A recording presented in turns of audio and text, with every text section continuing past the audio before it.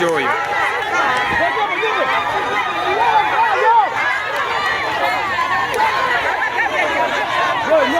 Omukazi mukwate.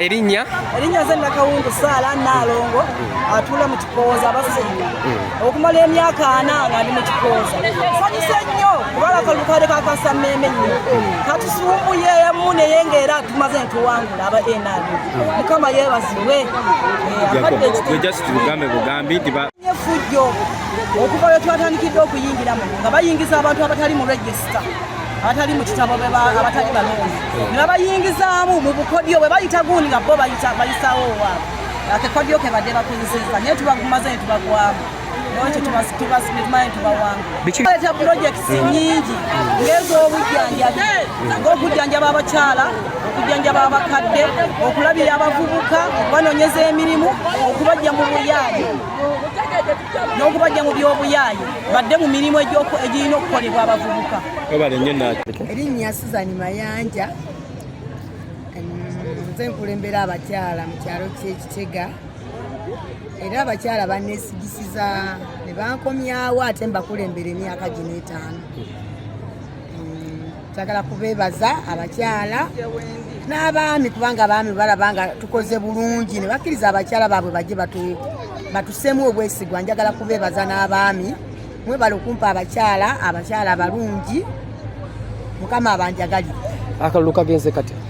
Akalulu tekabadde kazibu era tekabadde kabi sikabadde kazibu ewaffe kubanga abakyala buli naligezaako okusaba akalulu nga bangamba Suzan tukusaba akalulu genda ffe tujja kunoonyeza akalulu era abakyala bange be badde banoonya akalulu okutuusa nga tetulinaako muntu n'omu atwesimbyeko.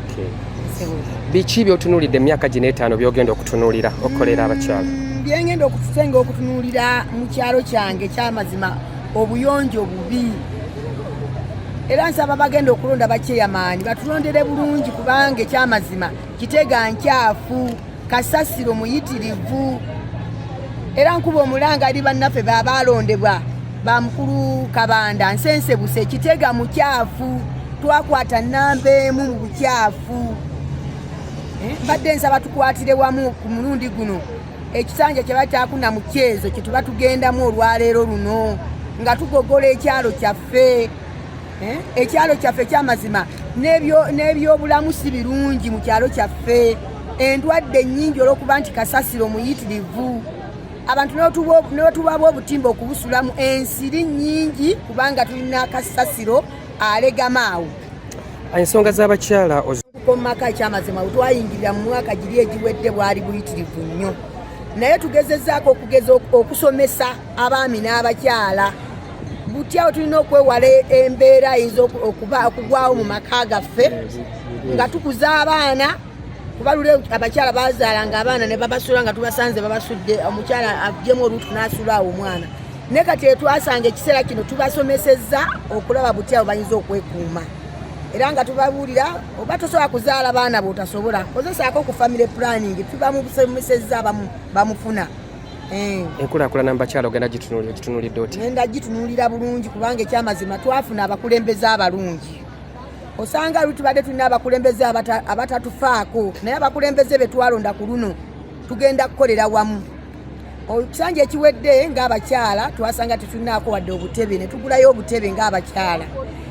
Ekisanja kino tubadde tutunuulidde tenti ze tuyinza okuba nazo entamu biki ebyo ebiyinza otukulaakulanya awamu ng'abakyala tufune kasente. Abakyala b'ettawuni beetaaga ssente naye tulowooza tujja kukka wansi. Abakyala abo nabo balina ssente batuwe ssente tuzigaziyeemu tukubisengamu bwe tutyo nga tugenda tweyunga nga bwe tuziwola bannaffe. Abandi gwe balinga Nalongo wekyalaani batubbye mu kalulu kano kasusa emivuyo muyitirivu. Abantu badde bava eri bye bamaze okulayini mu maaso ne badda emabega betuvuganya nabo bagisomye ekyo kibadde fayini tetukikayanya nakyo naye layini zino ze zikyankalanye. Abakazi abasajja banona ki? Abasajja banona ki? Abakazi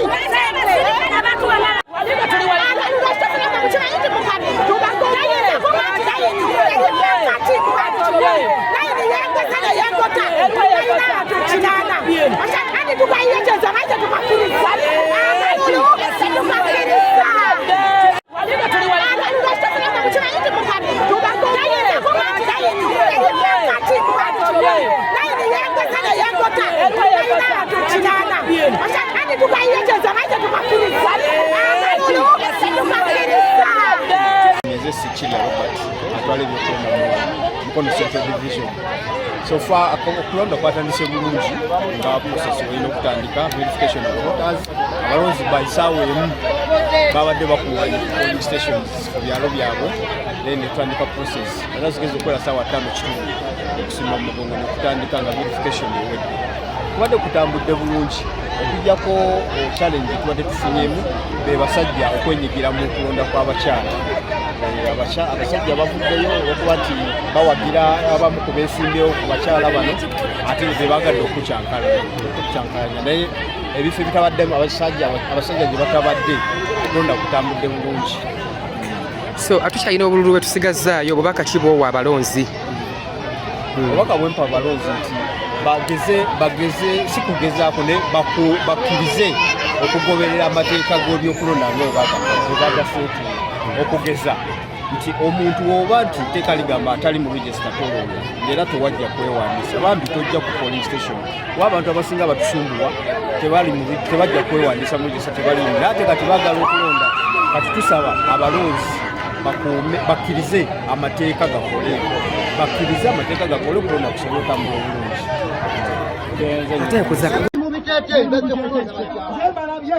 Ndolufuna akasimu ngeri anzibiddeko nembagamba bantu bali abaliwo atemba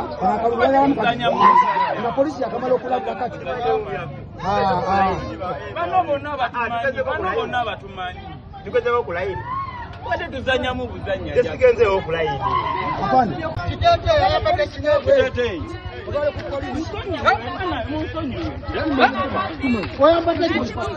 atalina katta kuba ku mutwe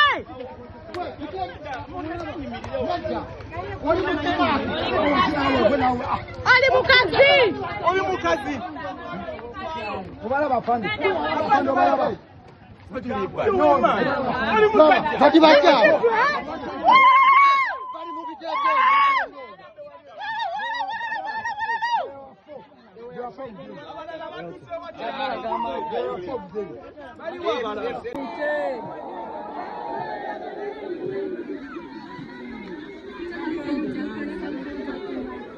Manya gange nze Nakyeyune Florence namanya Mukyala Lubega nebaza Katonda kubanga ntuusiza leero ku kitiibwa eky'obukulu bw'abakyala.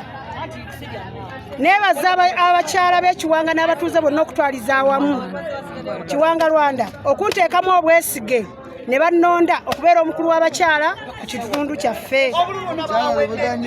Mukyala Lubega ndi mukyala omufumbo era nga mpezezza emyaka 26 mu bufumbo.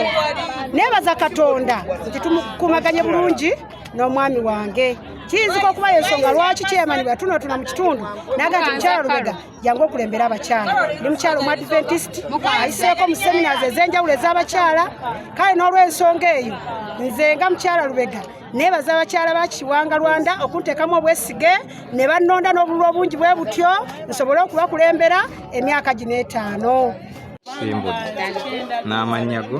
Amannya gange nze Mukyala Tezigatwa Justine. Nebaza abalonzi baffe bonna abavudde bule n'ebweya mwenna mbeebaza okutubeererawo nambeebaza abatubeereddewo wonna gye tutambulidde nga tunoonya obululu yonna gye tuyise Mukama mbeebaza bwebaza Mukama abeere nammwe.